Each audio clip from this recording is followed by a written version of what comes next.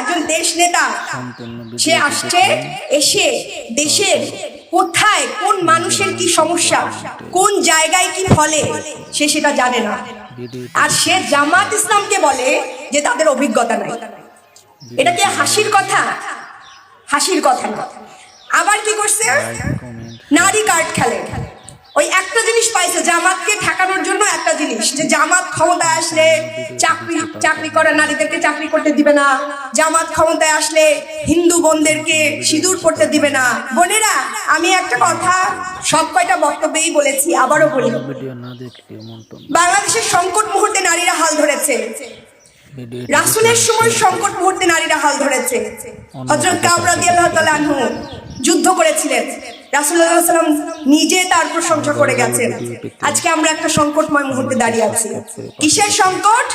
আমাদের মর্যাদার সংকট।